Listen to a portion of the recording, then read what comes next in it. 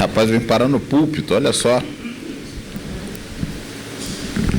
Eu, normalmente, quando viajo, eu brinco que eu entro em igrejas para ver, o pessoal fica normalmente fascinado pelo altar e eu pelo púlpito.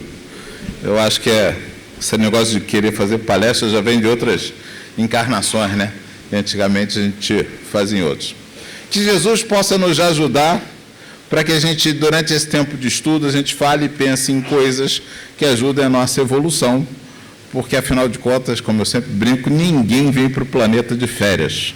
É um planeta bonito, lindo, maravilhoso, mas não é para passar férias. A gente vem para evoluir, né? E o tema hoje diz justamente a respeito da questão do planeta, que, afinal de contas, acho que é melhor na mão, que eu viro, esqueço que o som não sai. Meu reino não é deste mundo, né? E é uma das coisas que a gente fala muito na doutrina espírita, né? E fala do mundo espiritual, às vezes fala até como o mundo espiritual não fosse ligado à Terra, né? A gente meio cita como se fosse uma outra coisa à parte, esquece que o mundo espiritual que a gente tem contato é aqui, a psicosfera do próprio planeta, aqui todo mundo pertinho, todo mundo ali no mesmo nível evolutivo, que eu brinco dizendo que é o pré-2. O pré-1, mundos primitivos, né? A gente veio aqui e aprendeu a lidar com a inteligência, aprendeu a acabar o dia vivo, sem que nenhum leão tivesse comido a gente, sem que a gente tivesse morrido de fome, sem que tivesse morrido de frio ou de sede. Esse é o pré-1. O pré-2, mundos de prova e expiação, a gente precisa aprender a lidar com um coleguinha. Isso é difícil, né? Lidar com um coleguinha é um problema sério. A gente até hoje ainda está no mundo de provas e expiações. Diz Kardec ouviu dos espíritos dizendo que no dia que a gente parar de se preocupar com o próprio umbigo e passar a se preocupar com o outro, a gente passa para o mundo de regeneração. Olha como é fácil. Facinho, né? Não, nem tanto, né? A gente sabe como é, nem tanto. De vez em quando a gente se pega com umas brigas completamente, né, bobas. Aí depois de um tempo você para, olha para si mesmo e diz, estou atrasado mesmo, né? Estou me prendendo às vezes a besteira, seja lá o que for. Seja porque, sei lá, a vaga do meu carro, a briga das crianças na escola, ou qualquer coisa assim, né? Quando a gente parar para pensar como espírito, a gente simplesmente diz, tá bom, irmão, tudo bem, vai com Deus. Nós vamos tocar a vida porque tem muito mais coisa importante. Mas vamos lá. Meu reino não é desse mundo. Eu vou começar lembrando de onde vem essa frase, né? Então vamos lá. Não, apertei o errado, é para frente. Né? Em que contexto ela foi dita por Jesus? Sim, outra coisa também, que é uma observação que eu sempre faço. Lembrando para todo mundo que, para a doutrina espírita, Jesus é diferente do que para qualquer outra religião, já notaram? A gente raramente pensa nisso. Para a doutrina espírita, Jesus é um espírito como todos nós chegaremos ao nível dele, só que ele há 4 bilhões e meio de anos atrás, ele, né, e a patota dele já tinha completado todos os processos evolutivos, já tinha evoluído tanto que era capaz de cuidar da formação de um sistema solar. Não estava no pré-2, ele já tinha acabado o mestrado e o doutorado, né? Da formação de um sistema solar. E esse grupo crístico cuida da criação do sistema solar, onde surgiria um planeta capaz de receber a vida no pré-1 e no pré-2. Né? A vida do mundo primitivo e a vida no mundo de provas e expiações. Então, ele estava responsável já por tudo isso. Quando ele vem à Terra, é uma enorme canja, né? Sabe aquela coisa, a gente vai em show e aí de repente aparece um artista famoso que vai lá dar uma canja, né? Toca um pouquinho. Jesus veio dar uma canja para a gente, não foi assim? Ele encarnou quando não precisava, os avatares dele já vinham trazendo todo o conhecimento dele. Jesus não traz uma coisa, na verdade, nova, mas exemplifica ela com tanta intensidade que a gente para de poder ignorá-la, né? Porque falar do amor ao próximo, falar de cuidar do outro, já vinha se falando há muito tempo, só que a gente sempre ignorava. Não só ignorava, como na parábola do noivado, vira e mexe, a gente mandava queimar ou matar esses mensageiros que falavam de coisas boas, né? Então, Jesus vem e ele dá prova daquilo com ele mesmo. Então, lembrando aí como é que começa dessa história, é o momento que Jesus está preso pela guarda do Templo de Jerusalém. É um momento que é muito interessante, porque assim, Jesus entra no templo e vê, né, todo o comércio que havia naquela época, porque assim, você ia viajar e tinha que levar sua ovelha para oferecer em sacrifício no templo de Jerusalém. Se fosse viajar com ela muitos quilômetros, ia chegar sem ovelha, né? Então, mais fácil era arrumar dinheiro, botar no bolso, chegar lá, comprar uma ovelha e botar ela em sacrifício. Obviamente, tinha sempre pessoal para vender ovelha a 3 vezes o preço, como tem em qualquer local de ajuntamento de pessoas, né? Você vai lá, compra, entra num estádio, compra qualquer refrigerante, coisa por 3, 4, 5 vezes o preço. Jesus chega lá e vê isso. Vê exatamente as pessoas que faziam esse câmbio. E é claro que ele vê todo o resto que ocorre toda vez que tem agremiação de pessoas assim, gente roubando, né, gente atrás justamente do dinheiro. E ele vendo isso, ele põe os vendilhões do templo para fora a chicote. Isso está descrito exatamente desse jeito no Novo Testamento. A chicote. Tem muita gente que não gosta dessa imagem, imaginando Jesus brandindo um chicote e botando as pessoas para fora. Eu acho que foi de propósito, para deixar uma mensagem para a gente que a raiva precisa ser bem utilizada. Quando ela está a serviço do bem, ela deve ser utilizada. A gente não deve matar a nossa indignação com as coisas, porque a gente simplesmente se torna passivo e não pacífico. Então ele põe os vendilhões para fora. É claro que ele sabia que isso ia dar problemas e ele é preso pela guarda do templo. Posteriormente, tem toda aquela história, né? Judas vai lá, diz onde ele está preso pela guarda do templo. E aí é levado diante de Caifás. O crime tinha sido no templo, ele é levado ao chefe religioso, ao sacerdote. Diz, está aqui, ó, o cara que causou aquela confusão no templo é esse cara aqui, ó. O que eu faço com ele? Tá certo? Caifás julga ele culpado, mas ele precavidamente, já que Jesus já tinha bastante seguidores, bem esperto, ele não aplica nenhuma pena. Ele entrega ele ao governador romano, né? A Pôncio Pilatos, pela acusação de sedição contra Roma. Ele não tinha feito nada contra Roma, de fato. Ele, na verdade, tinha feito dentro do templo. Quem deveria julgá-lo era Caifás, mas Caifás quer sair fora dessa história. Diz, não, eu não estou afim não, é mó furada, esse cara tem um monte de seguidores. Lembra que Jesus já era seguido por uma multidão. Como é que eu vou julgá-lo? Então, ele tenta sair fora dessa situação porque ele sabe que vai dar problema. Pois bem, Pôncio Pilatos, por sua vez, também resolve não botar a mão nessa cumbuca e manda ele para Herodes, né? Herodes Antipas, que estava em Jerusalém, por época da Páscoa, ele estava lá de passagem. Antipas também olha para Jesus e diz, mas não tem nada a ver com Roma. A questão dele foi no templo, a questão dele é religiosa, não tem nada a ver com a questão administrativa aqui da Judéia, é uma questão religiosa, né?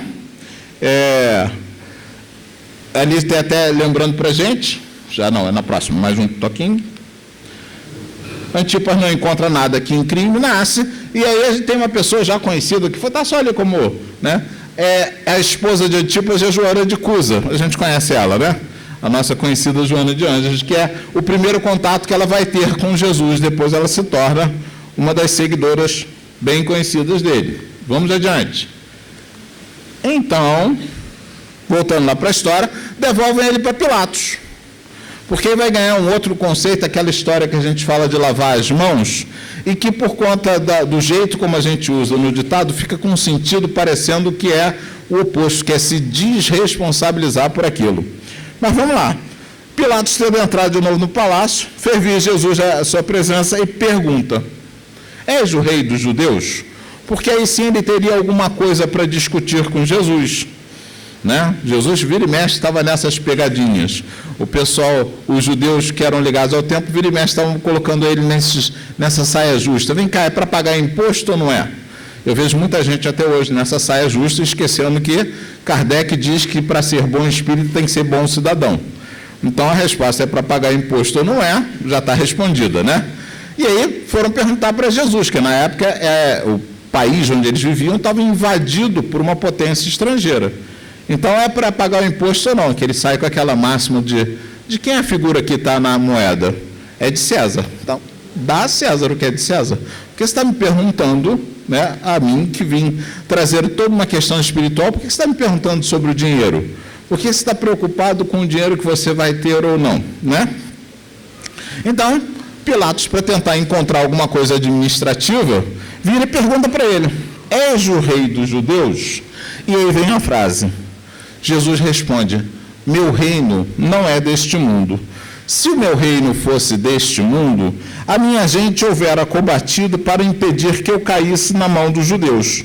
Mas o meu reino ainda não é aqui. Que legal isso, né? O meu reino ainda não é aqui. Por que ainda não é aqui? Porque os judeus que estavam ali estavam muito preocupados com a vida material. Literalmente. Como nós ainda estamos até hoje, né? A gente trabalha 10, 12, 14 horas, presente aqui, por dia, cuidando da vida material. E às vezes dedica meia hora para a vida espiritual, 15 minutos, quando não deita muito cansado, diz: mestre, desculpa, estou muito cansado, até amanhã. Né? Não é assim que a gente faz? Vira e mexe, a gente esquece completamente, mesmo tendo lido tanto livro espírita, que a gente é um espírito. Né? E age como se a gente fosse só um corpo material que tem que cuidar exclusivamente do sustento e da reprodução. Então, estou preocupado com ganhar meu dinheiro, com fazer com que meus filhos possam ter as coisas, etc. E esqueço completamente da realidade espiritual, porque nós somos espíritos. Nós não somos corpos.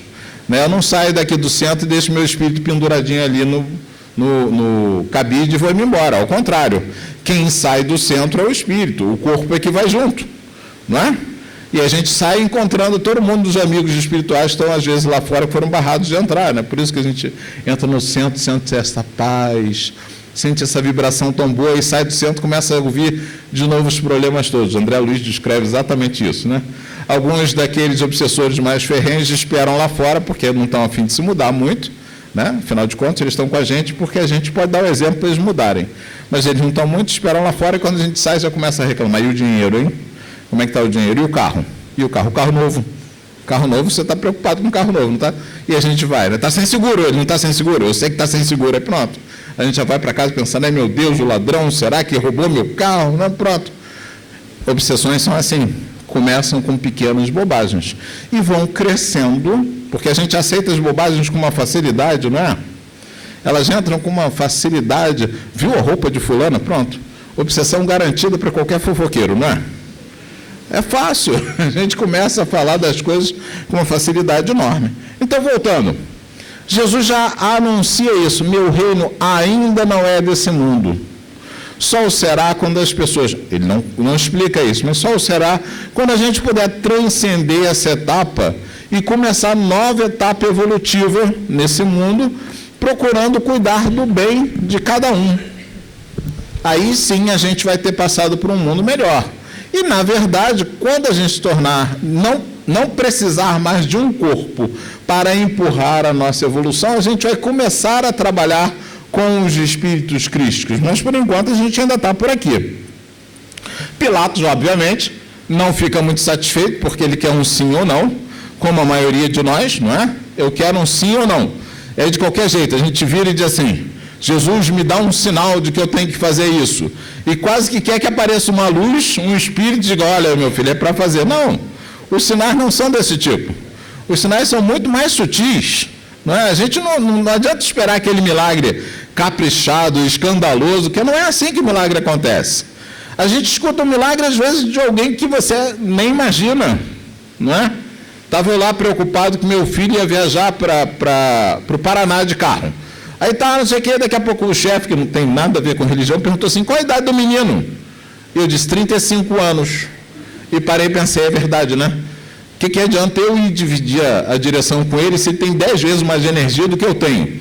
Né? Então eu só vou ser um estorvo para ele, mais nada. Eu falei: então tá bom, vai lá, deixa ele dirigir o tempo que estava certo.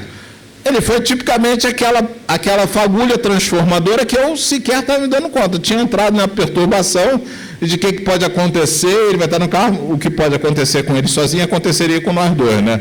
Porque ninguém tem um condão de evitar um acidente, ninguém tem um condão de parar a realidade em determinado momento. Então, se fôssemos nós dois, aconteceria com os dois. E aí, eu estava nesse turbilhão e de repente falei: oh, caramba, é mesmo. Levei o cutucão do mentor através do chefe, que não tinha nada a ver com religião. Né? Para de pensar nessa besteira que está causando, né, transtornos com você mesmo. Pois bem, voltando lá. A gente quer respostas sim ou não, a gente quer respostas que sejam categóricas. E respostas categóricas só existem no pensamento humano. Essa coisa do sim ou não, certo ou errado, amigo ou inimigo, né, é meu adversário ou é meu aliado, isso só existe no pensamento humano. Porque na natureza, tudo é tudo ao mesmo tempo. Aquele que é meu adversário me ensina a lidar com a adversidade. Então ele é meu professor também. E se ele é meu professor, ele está me ajudando. Mas se ele está me ajudando, como é que eu considero ele como adversário? Não é? O problema que me aparece é uma chance de evoluir. E nós viemos aqui para evoluir. Mas a gente considera o problema como ruim, porque a gente pensa, é bom ou ruim? Então, se é bom ou ruim, problemas vão para o lado do ruim. E não são ruins, são as chances de avançar. Né? A gente vira e mexe, chega no final da reunião e faz uma prece bem contrita, pedindo assim que a minha vida seja bem tranquila, aí eu não vou evoluir. Então, a gente devia pedir que a minha vida tenha muito problema. Duvido que alguém peça aqui. Não é? Claro que não, olha lá. Mas é isso, a gente deveria gostar de ter os problemas, porque os problemas são chances evolutivas. A gente dificilmente tem essa visão das coisas. Pois bem, então Pilatos queria você dizer para ele, então, tu é rei ou não é rei? Se você disser que é rei, eu mando prender você, porque afinal de contas, você está dizendo que é contra a administração romana daqui. Se você dizer que não é rei, não tem problema nenhum, eu solto você. Pois bem, mas Jesus não está aqui, não veio ao mundo para facilitar a vida de ninguém, certo? Então ele segue com o pensamento dele, justamente nesse modo assim, tu o dizes, sou o rei. Ele estava dizendo, Pilatos é que estava dizendo que ele era rei. Ele nunca pediu o título de rei de coisa nenhuma, não é? Apesar de ser o espírito mais evoluído que já passou pela terra, dizem os espíritos para nós, ele nunca pediu título de rei nenhum. E ele diz aqui, não nasci e não vi esse mundo, senão para dar testemunho da verdade. Aquele que pertence à verdade, escuta a minha voz. Né? Olha só que bonito que Jesus vai dizer. E é isso mesmo. Quando a gente está em sintonia com o bem, os ensinos de Jesus parecem tão deliciosos, tão gostosos, parecem literalmente um refrigério na vida. A gente está em perturbação, aí vem alguém e diz assim, dá outra face. Perdoa o inimigo. Se alguém pedir tua túnica, dá logo a roupa inteira. Não é fácil assim? Na hora que a gente está em perturbação, aí a gente começa a esquecer tudo que Jesus disse. Então, por isso ele vai falar assim, e ele tinha o dom de, em poucas palavras, terminar marcando muito as coisas. E não é à toa que essas palavras foram coletadas no Evangelho. Ok? Ele disse muitas mais outras coisas, Jesus não era calado, mas parte delas era importante que ficasse até nós, e por isso veio. Pois bem, então ele vai dizer exatamente isso. Tu dizes, aquele que escuta a verdade, escuta a minha voz. Quem não escuta, não está nem aí, não tem problema. Bom, Pilatos continuou enrolado com a história, né? Que não achou motivo para condenar Jesus, já que ele não disse que era rei, e nem estava querendo liberar, porque senão ele podia ficar mal com Caifás, e ficar mal com Caifás era também agitar a multidão, porque Caifás estava lá no templo como sacerdote, né? E aí ele traz, peraí que eu tenho que avançar lá que eu esqueci, né? Está Jesus ali em frente à multidão, ali ó, Jesus em frente à multidão, e o povo pedia a crucificação de Jesus. E aí já vai um outro conceito também que é muito legal de se pensar. Ué, não estava todo mundo preocupado de condenar Jesus porque tinha uma multidão que o seguia? Quem era o povo que pedia a sua crucificação? Quantas vezes a gente ignora que a tarefa do bem precisa ser feita? Se a multidão tivesse ido lá pedir para Jesus ser liberado, Pôncio Pilatos ia liberá-lo, sem problema nenhum. Só que a multidão que tinha ouvido a palavra de Jesus, que era pacífica, que queria o bem, não sei o quê, se escondeu. Não se apresentou. Não foi lá dizer, não, esse é o nosso mestre, gente boa. Nunca brigou com Roma, nunca quis nem saber disso. Fala para a gente das coisas da moral, fala para a gente das coisas do espírito. Não, a multidão não estava lá. Só estava lá gritando quem queria ver o circo pegar fogo. E aí estava querendo, não, crucificação, crucifica, né? Ele foi lá e tirou, acabou com a venda lá no templo, perdi lá um monte de dinheiro lá, tem mais de crucificar esse cara. Crucifica. E está lá a multidão gritando por ele, porque aqueles que deveriam estar lá fazendo a voz da sua defesa não estavam. Como, de novo, a gente muitas vezes continua repetindo. Essas histórias ficaram por 2.500 anos, né, que a gente está ainda repetindo elas tanto assim. Por quê? Porque elas continuam sendo atuais. É por isso que a gente escuta e ainda sente. A gente continua no mesmo lugar. A gente vem aqui, estuda, aprende, não sei o quê, e na hora de dar testemunho, para usar uma palavra que é meio desqualificada no movimento, na hora de chegar lá e fazer as coisas que realmente a gente acredita como boas, como verdadeiras, a gente encontra um monte de desculpa. Não, vamos lá distribuir sopa então de noite com o pessoal. Não, está perigoso, né? A cidade está tão perigosa, melhor não. Vamos lá, vendo ele, não, às vezes vai que passa uma bala perdida. Né? A gente arruma desculpa para tudo e se ausenta da necessidade de exemplificar aquilo que a gente é. Percebe que eu estou dizendo aquilo que a gente é.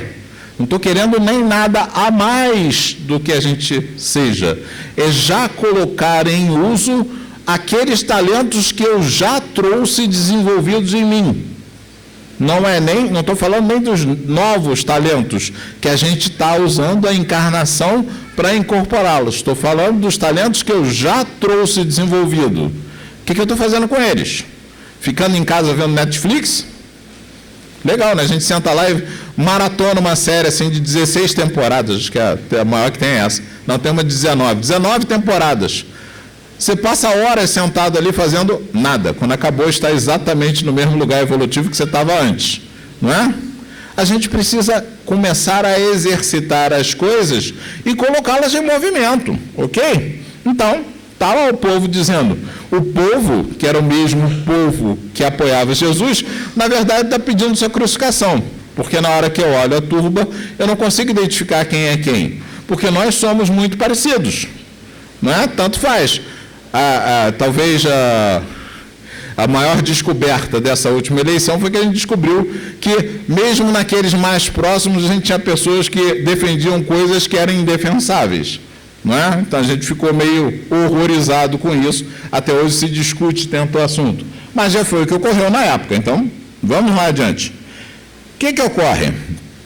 Pilatos, sem saber o que fazer, faz o seguinte: vamos fazer uma coisa. Eu vou dar uma punição nessa pessoa para ver se a turba se acalma. Então, assim, de fato, Jesus foi torturado, violentamente torturado. Pelo que ele fez, não. Por um administrador que estava tentando fazer o menos pior.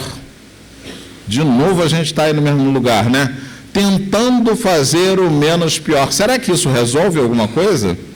Porque Jesus foi literalmente flagelado para ver se a turba se acalmava. Pilatos manda flagelá-lo e exibe ensanguentado, acreditando que a multidão se comoveria. É uma tela famosa que se chama Esse Homem, né? Ou seja, esse é o homem que vocês queriam crucificado. Ele está assim, ensanguentado, batido, né? Machucado. Tá bom, né? Mas a multidão ainda continua pedindo por mais. E aí vai para uma outra cena também famosa, em que ele diz, caramba, tá ficando complicado. Então vamos fazer o seguinte, pega Barrabás, que era um terrorista em que sentido? Ele era um zelote, era um grupo que fazia luta armada contra Roma. Então, assim, agora, já que o pessoal está querendo crucificar ele porque ele foi contra Roma, a gente põe ele com Barrabás, que aí pronto, o pessoal vai se aquietar e pedir para liberar Jesus. E chama Barrabás. mandou trazer um condenado à morte, tido como ladrão e assassino, chamado Barrabás. E, valendo-se de uma suposta tradição judaica, concedeu ao povo o direito de escolher qual dos dois deveria ser solto e o outro crucificado. E o povo se manifesta a favor de Barrabás. Né? Então, mesmo ele colocando nessa situação de oposição com um terrorista, ainda assim o povo pede para que se libere Barrabás. Né? Tem um romance muito bonito, que é o Quo Vadis, que narra justamente a saída de Barrabás e o caminho que ele faz até se tornar... É um romance, não é um romance espírita, não sei se foi inspirado ou não por algum caso real que algum espírita sussurrou no ouvido do autor, mas é a trajetória de Barrabás, quando ele fica chocadíssimo, quando diz: que homem é esse que foi para a crucificação no meu lugar, e ele termina fazendo toda uma jornada até se tornar cristão. Então, continuando, é esse o momento que a gente está falando, é esse momento que Jesus está falando, que meu reino não é deste mundo. E é engraçado, porque o reino de Deus é em todo lugar, não é? Mas, ao mesmo tempo, não é da matéria. Por que não é da matéria? Porque a matéria, tipicamente, ela vai se mudando. Tudo que é material vai sumindo, vai se desgastando. O próprio universo terá fim. O que é engraçado a gente pensar nisso, porque a gente é tão pequenininho, que a gente olha para as coisas e acha que elas são permanentes. Até as coisas que hoje são sabidas, plenamente sabidas, né? Não estou falando nem da Terra ser redonda, né? Porque hoje em dia o pessoal duvida até disso, né? Eu fico impressionado. Estou falando nem da Terra ser redonda, mas, por exemplo, a deriva continental, ninguém sente, ninguém vai para a praia e sente que ela está se afastando do outro continente, ela faz. Ninguém vê uma árvore crescer, você olha para a árvore e entende ela como uma coisa parada. A gente não vê nem os filhos crescerem, né? A gente chega um belo dia com alguma visita e diz: nossa, como eles estão grandes. Aí você olha e diz: é mesmo, estão. Né? Porque você não viu todo dia. Eu já vi mãe reclamar: não é possível, eu comprei um tênis para esse menino, tem 2 meses, agora o tênis não dá mais. E eu perguntei para ela assim: você quer que ele pare de crescer? Ela: não. Eu falei: então é assim mesmo, compra maior. Se você não quer perder em 2 meses, compra maior, porque vai continuar crescendo. A gente perde muito a noção dos processos, não é verdade? A gente se coloca no mundo como se ele fosse paralisado no tempo, e nada é paralisado no tempo, né? Nós não somos, a gente não é o mesmo que foi ontem, aqueles com quem convivemos também não são, especialmente maridos e mulheres, né? Eu sempre brinco com isso, como terapeuta de família. Às vezes você chega um casal que está um querendo separar e outro dizendo: não entendo, está tudo tão perfeito lá em casa. E chega a ser engraçado, porque alguém não estava olhando para o resto, né? Um está reclamando que está tudo ruim, o outro está dizendo que está tudo ótimo. Então tem alguma coisa estranha. Alguém parou de olhar a realidade e passou a olhar só os próprios pensamentos, né? Que é tipicamente o que a gente faz quando a gente faz autoobsessão. Eu passo a olhar só os meus pensamentos. Então, se eu estou pensando demais em alguma coisa, é bom ficar atento, né? Nem que seja esse marido está precisando de um conserto, né? É bom ficar atento. Se a gente só pensa sempre na mesma coisa, é melhor mudar. Eu sempre brinco com os homens, né, dizendo assim: puxa vida, se tem alguma coisa que vocês podem fazer para melhorar uma relação, é chegar num belo dia, assim, aquela quarta-feira, que nada está programado, não é dia de nada, leva uma rosa em casa e diz: meu amor, pensei em você. Não liguem que no início vocês vão ser rechaçados. Você vai chegar, ela vai olhar e dizer assim: o que você fez? Característica dos humanos. Nós somos tão aferrados aos hábitos que até para parar de reclamar de alguma coisa a gente não quer, né? Não é só com marido e mulher, não. O filho que está sempre ruim na escola chega com um boletim todo com A, você pergunta assim: colou? Né? A gente é tão aferrado aos hábitos que até para abrir mão da reclamação a gente não quer. Somos assim, somos difíceis de mudar. Não é à toa que a gente tem que sair lá do plano espiritual, encarnar num corpo de carne, esquecer todo o passado, para ver se a gente erra diferente, porque senão a gente erra a mesma coisa toda vez, né? Fica se repetindo. Repete tanto que os hindus inventaram a história da roda do karma, né? Porque assim a gente se repete a exaustão, fica errando a mesma coisa. Então dá um reset nele, apaga uma memória e vê se ele erra diferente, pelo menos. Faz diferente, pelo amor de Deus, porque senão é difícil a evolução. Mas vamos adiante. a vida futura. Um toquinho lá, cadê? Para frente, e a vida futura, né? Isso tem uma diferença bem grande para a religião judaica, porque eles associam o progresso material a estar bem com Deus. Então, assim, para os judeus, as recompensas de Deus eram os bens terrenos. As vitórias sobre os inimigos, os castigos, eram as calamidades públicas e as derrotas.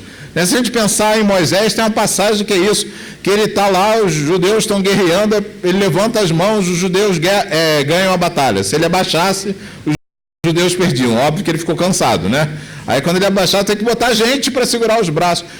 Eles pensavam num Deus assim, num Deus que gerava vantagens pessoais, vantagens particulares para eles como nação e para cada pessoa. Então, tem essa coisa, por isso até hoje ainda tem uma noção judaica que é, assim, o dinheiro é importante, que tudo isso é muito importante, que vira, né,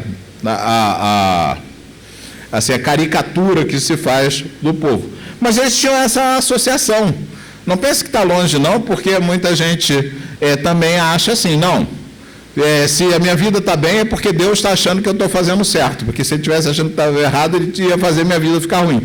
Não é isso, na verdade, se minha vida está boa é porque eu devo ser muito fraquinho e não vou aguentar os trancos da vida. Então, a gente dá essa vidinha tranquila para ele, para ver se pelo menos ele não faz besteira, ele vai embora direitinho, né? A gente é muito assim.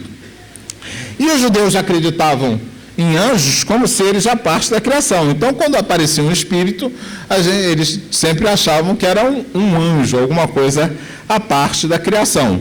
Essa é uma visão de vida futura que é meio truncada com relação, porque Jesus se referia à vida futura que deveria constituir objeto das maiores preocupações do homem na Terra. Não é isso? Ele vai falar, meu reino ainda não é desse mundo. Então, a ideia é que aquilo está se constituindo. Né? Sem a vida futura, deixa eu ver se está no mesmo canto que eu estou olhando aqui, não estou vendo lá. Sem a vida futura, a maior parte dos preceitos morais de Jesus não fariam sentido. Por quê? Porque Jesus está falando de progresso. Jesus está falando de melhoria. Ele sabe muito bem que as pessoas ainda não estavam lá no ponto final. Ele conhecia muito bem a gente. Ele acompanhou o nosso desenvolvimento. Ele vinha esperando essas mudanças no planeta, né? Ele vinha acompanhando toda essa evolução. Então, ele sabia muito bem que a gente ainda estava muito preso às coisas. Ele tinha que colocar, no fim das contas, as expectativas na vida futura, porque se eu coloco na vida presente, literalmente as pessoas se misturam com essa coisa e acham que eu vou ser melhor se eu ganhar a guerra, eu vou ser melhor se eu conseguir roubar a casa do vizinho. Não funciona muito bem, né?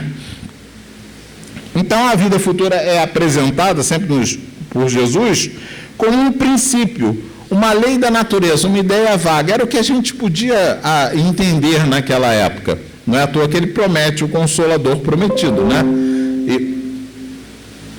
Tudo bem, eu acho que foi. O Micro mandou alguma mensagem, mas não deu para ler. Não é à toa que ele manda o Consolador prometido. Tocou até o sininho aí na hora que eu falei do assunto, né? Por quê? Porque se a gente pensar nas revelações, as revelações funcionaram da seguinte maneira. Moisés vem com a ideia de disciplina. Olha, tem que fazer isso e não pode fazer aquilo. Ok, a gente falou assim, deixa para lá, né? Esse negócio de Moisés é muito complicado, não fazer tudo isso. Imagina, não cobiçar os bens do próximo. Impossível, né? Aquele carro do ano, Então, assim, a gente deixou para lá. Ok, até parece que eu gosto de carro, né? Mas eu falei 2 vezes hoje de carro. Continuando. Depois vem Jesus que vai falar sobre o amor ao próximo. O respeito ao próximo como se ele fosse você. Dar a ele os mesmos direitos que você tem. Né? Isso parece óbvio, tão óbvio que chega a ser, a gente chama da lei, da norma áurea, no fim das contas, o cristianismo. Se você fizer isso, já está andado uma boa parte do caminho. Ou seja, se eu tenho o direito de alguma coisa, todos têm que ter o mesmo direito, porque todos são filhos de Deus. Não é? Deveria resolver, não resolveu. A gente precisa de ver a doutrina espírita que explica tintim por tintim. Olha, a vida futura é o seguinte, a gente vai evoluir, vai passar por várias encarnações e vai chegar a um ponto que não vai precisar mais de encarnações. Aí continuaremos a trabalhar, ninguém vai sentar na nuvem que tocar harpa, graças a Deus, né? Porque eu fico imaginando a eternidade tocando harpa sentado numa nuvem, deve ser uma coisa horrível. né? Então, ainda bem que vai ter muito trabalho, muita coisa desafiadora para a gente fazer. Imagina como é que é isso, né?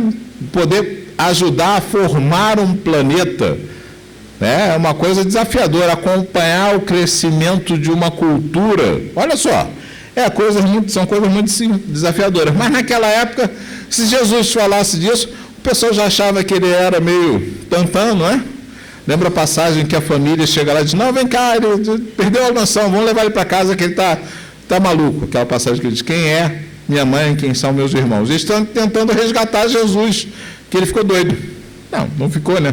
Muito pelo contrário, Jesus talvez fosse mais lúcido do que qualquer um daqueles.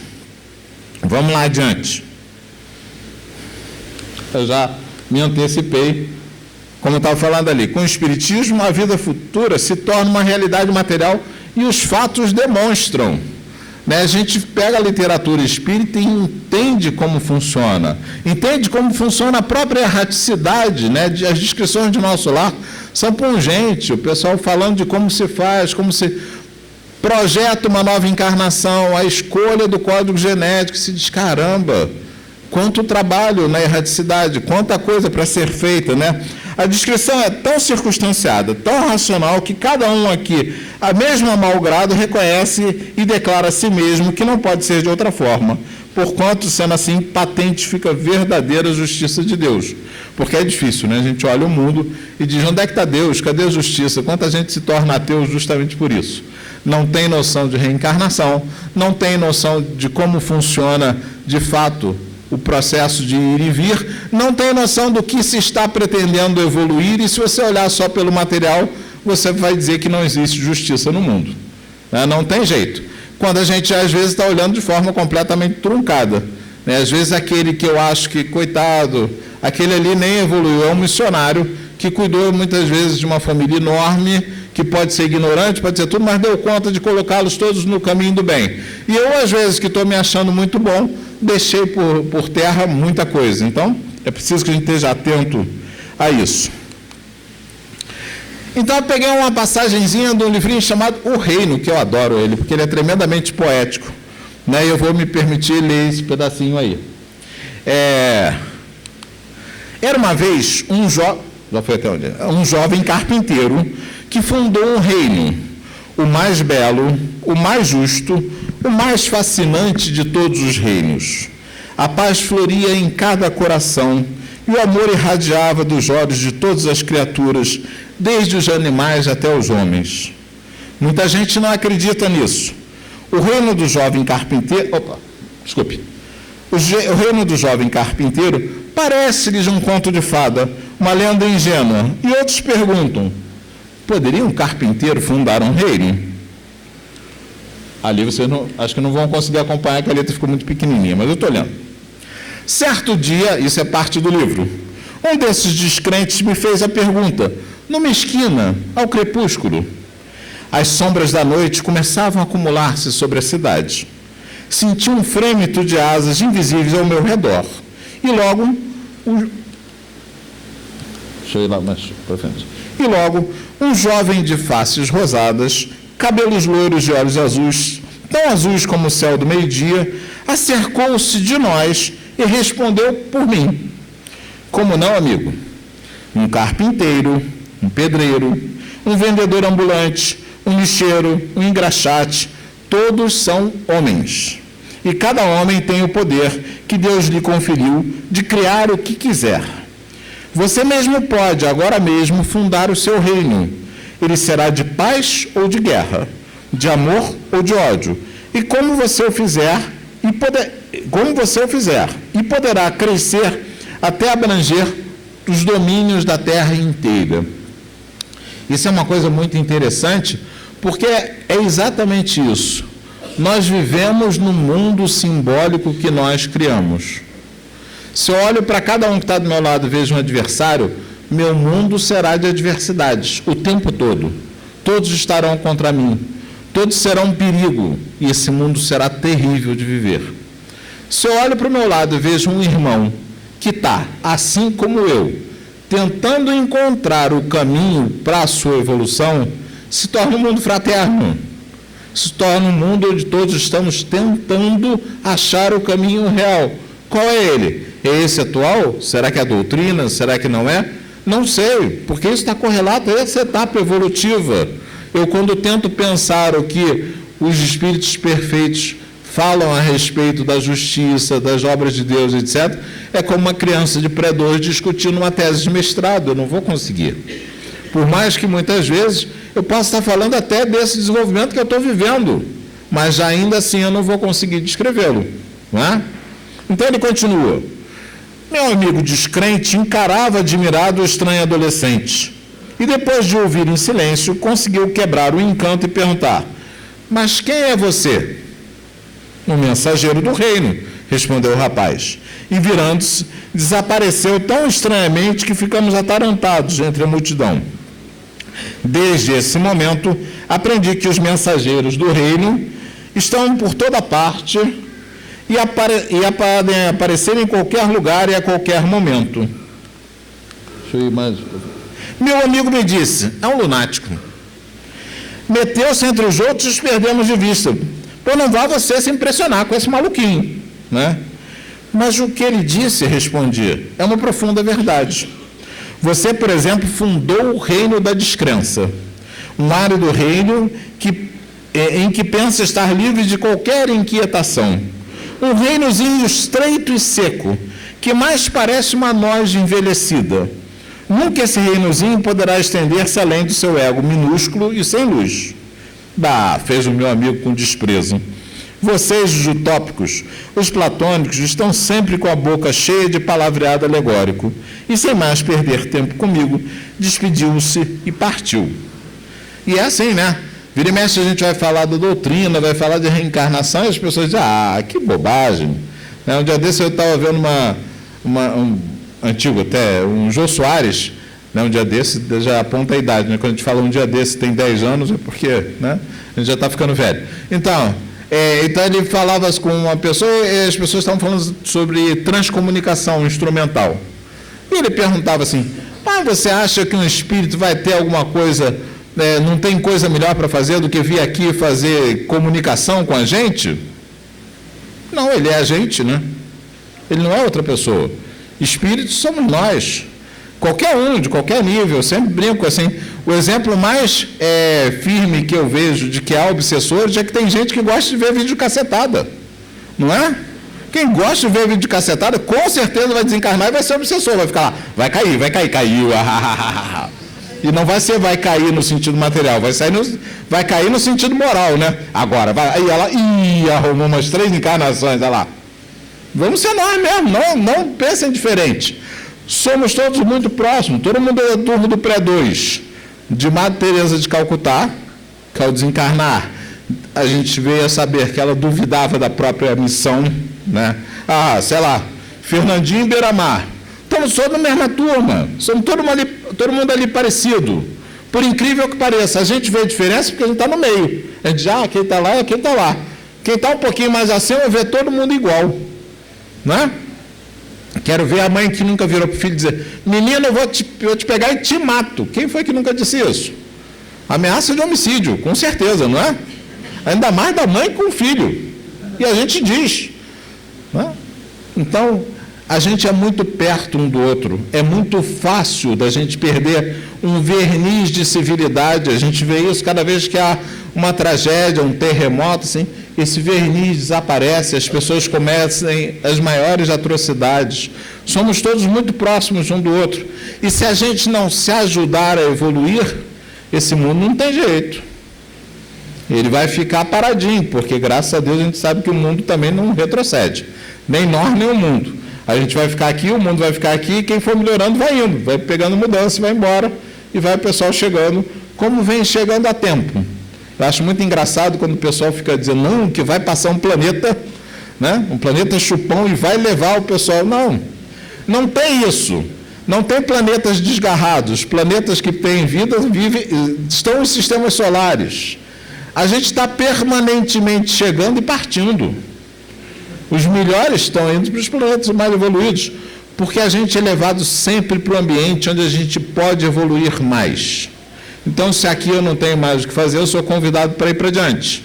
Né? Tem um ou outro que fica, Bezerra é um que foi convidado e disse, não, peraí, dá mais um tempinho aqui que eu vou ajudar essa patota aqui, que eles estão começando a se organizar no movimento espírita, esse negócio vai dar bom, vai dar bom. Então, deixa eu ajudar eles aqui começaram a organizar, esse Brasil aqui está funcionando direito. Ó.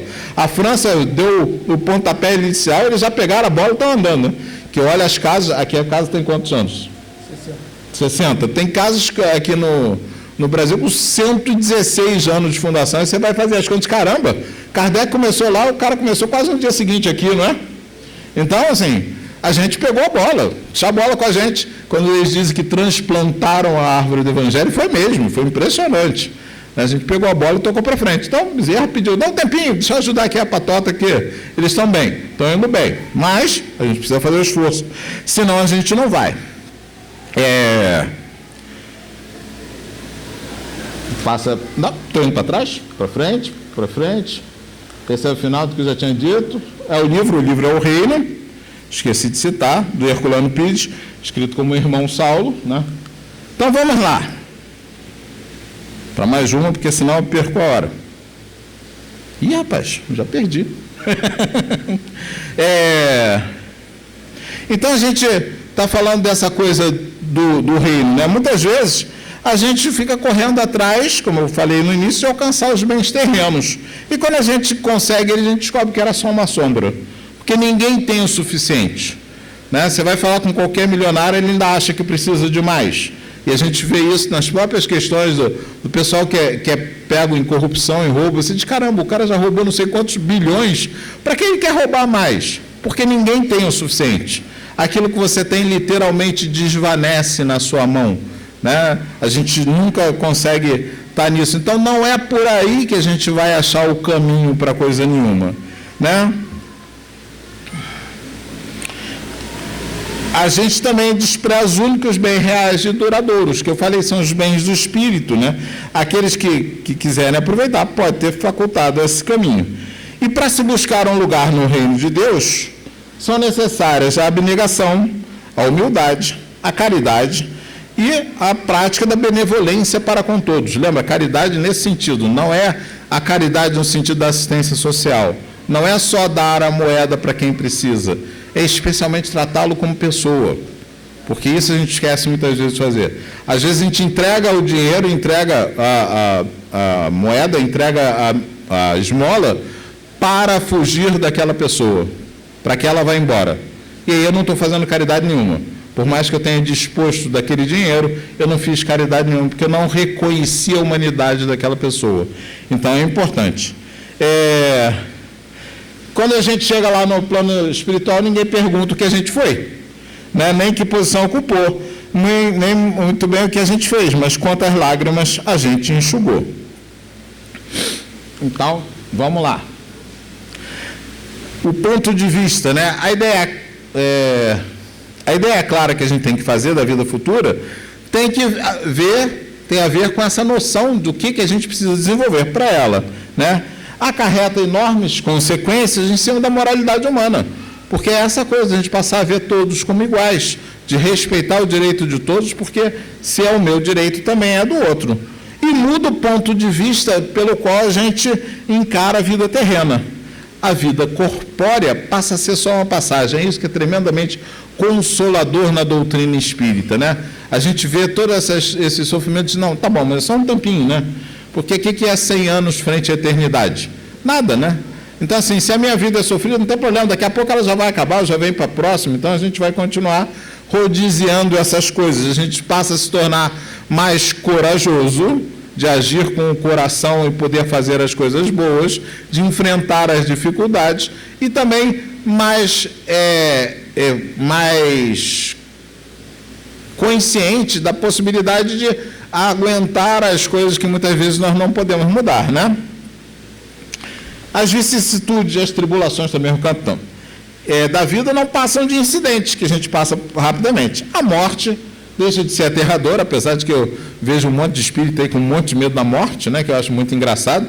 Na verdade, são duas coisas engraçadas no espírito. Eu não conheço gente com mais medo de espírito que espírita, né? Já notaram? O espírito fica desesperado. Chega em casa, tem um barulhinho de, ai meu Deus, já é obsessor. Calma, rapaz, né?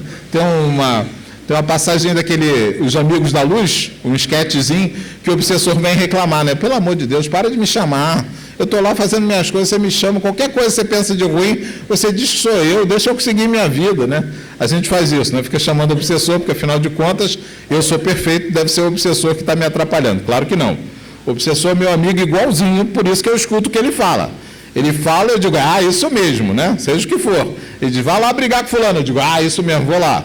É por isso que ele fala. Se ele falasse, vai lá brigar com fulano, diz, não, perdão é mais importante. Ele ia embora.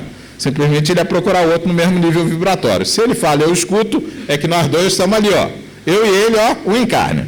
Voltando para lá. A gente tem medo do espírito e da morte. A morte não tem nada de aterrador. A morte é só uma transição, como é o nascimento. A gente vai e volta o tempo todo, né? E aí a gente consegue uma calma em estar vivo muito diferente. Quando a gente deixa o reino de Deus nascer dentro da gente, a gente alcança esse lugar. A dúvida da... Mais um. Quanto à dúvida... Eu já passei da hora, né?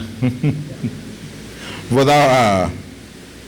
Quanto à dúvida da vida futura, o homem dirige seus pensamentos para a vida... Quando duvida, né? Ele dirige o pensamento da vida terrestre. Como uma criança, ele fica pensando só nas suas coisas. E a perda de qualquer coisa é muito avassalador para quem não acredita no reino de Deus, para quem não está nesse lugar, né? Isso não significa que Deus condene os gozos terrenos. A gente às vezes entra nessa, e isso foi um erro muitas vezes da humanidade, achar que Deus pede que a gente simplesmente viva uma vida sem nenhum prazer. A gente confunde muitas vezes seriedade com sisudez. Não posso rir, porque se eu rir, simplesmente eu perdi a seriedade. Não, sisudez não é seriedade, né? A gente pode ter, né, o gozo terreno. E aí, ainda mais, não há ninguém... Não, eu fui demais já. Estou aqui. Não há ninguém que, dando com o espírito debaixo da sua mão, não retire para não picar, né? Que é essa coisa do gozo terreno. O desejo do bem-estar no mundo, de melhorar, impele o progresso da humanidade. A gente evoluiu porque a gente foi procurando cada vez estar melhor. A questão é que a gente quer estar melhor sozinho. E a gente precisa começar a aprender que é preciso estar melhor com todos que estão ao nosso lado. Já está ali. Deus não condena os gozos terrestres. O Espiritismo mostra a solidariedade que conjuga todas as existências de um mesmo ser e todos os seres do mesmo mundo e os seres de todos os mundos. Somos a mesma humanidade. As consciências do universo são uma humanidade só, independente da forma que tenham, independente de que mundo vivem, compomos uma humanidade. O universo é uma realidade material que produz espíritos, que permite o desenvolvimento inicial dos espíritos. E depois eu não sei, porque eu só estou no pré-2, tá? Então eu não consigo falar sobre o que vai acontecer depois lá do mestrado, doutorado, não sei. Mas aqui no pré-2 a gente sabe muito bem que essa realidade material que a gente vive, hoje já se fala do multiverso, não é um universo só, que é na verdade um ovo para gerando consciência, gerando espíritos para o desenvolvimento futuro.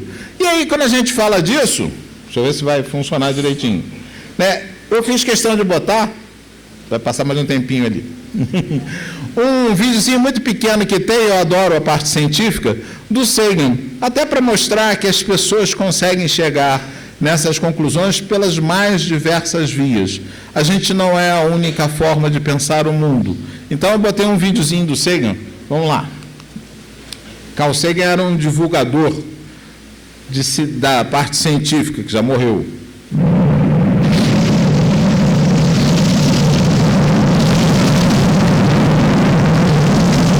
A espaçonave estava bem longe de casa. E eu pensei que seria uma boa ideia, logo depois de Saturno, fazer ela dar uma última olhada em direção de casa. Desde Saturno, a Terra pareceria muito pequena para a Voyager apanhar qualquer detalhe. Nosso planeta seria apenas um ponto de luz, um pixel solitário, dificilmente distinguível de muitos outros pontos de luz que a Voyager avistaria. Mas justamente por causa dessa imprecisão de nosso mundo, assim revelado, valeria a pena ter tal fotografia. Já havia sido bem entendido por cientistas e filósofos da antiguidade clássica que a Terra era um mero ponto em um vasto cosmos circundante. Mas ninguém jamais a tinha visto assim. Aqui estava a nossa primeira chance e talvez a última nas próximas décadas. Então, aqui está um mosaico quadriculado estendido em cima dos planetas. É um fundo pontilhado de estrelas distantes por causa do reflexo da luz do Sol na espaçonave. A Terra parece estar apoiada em um raio de Sol, como se houvesse alguma importância especial para esse pequeno mundo, mas é apenas um acidente de geometria ótica. Não há nenhum sinal de humanos nessa foto, nem nossas modificações na superfície da Terra, nem nossas máquinas, nem nós mesmos. Desse ponto de vista, nossa obsessão com o nacionalismo não parece em evidência. Nós somos muito pequenos. Na escala dos mundos, humanos são irrelevantes. Uma fina película de vida num obscuro e solitário torrão de rocha e metal.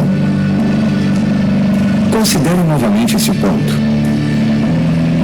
É aqui. É nosso lar. Somos nós. Nele, todos que você ama, todos que você conhece, todos de quem você ouviu falar, cada ser humano que já existiu, viveram suas vidas, a totalidade da alegria, do sofrimento, milhares de religiões, ideologias e doutrinas econômicas, cada caçador e saqueador, cada herói e covarde, cada criador e destruidor da civilização, cada rei e plebeu, cada jovem casal apaixonado, cada pai e mãe, cada criança esperançosa, inventor, explorador, cada educador, cada político corrupto, cada líder supremo, cada superstar, cada santo e pecador na história de nossa espécie viveu ali, numa partícula de poeira, suspenso em um raio de sol.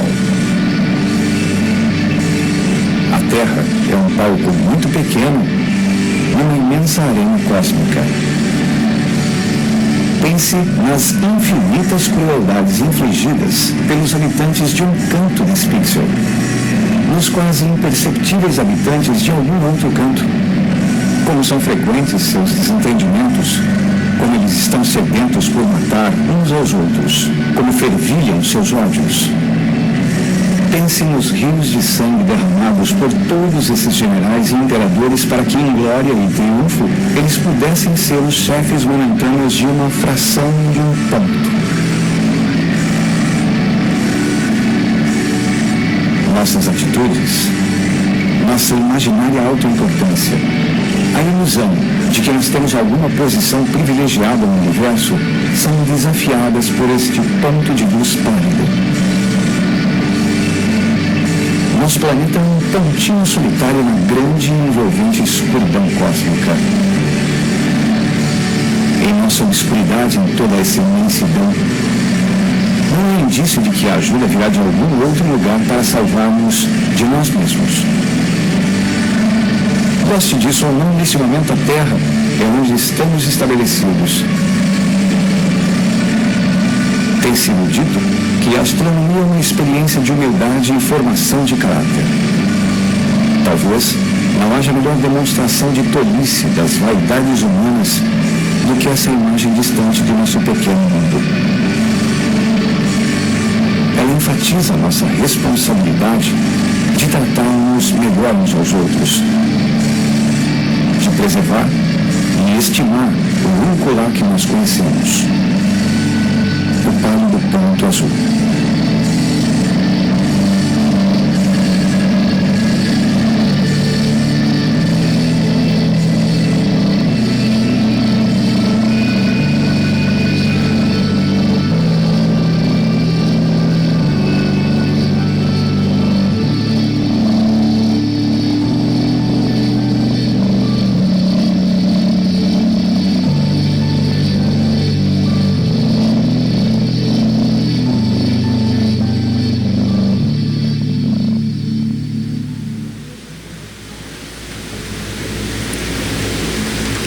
A doutrina de Jesus é tão infinitamente superior que mesmo quem não acredita nela chega no mesmo ponto, chega às mesmas conclusões.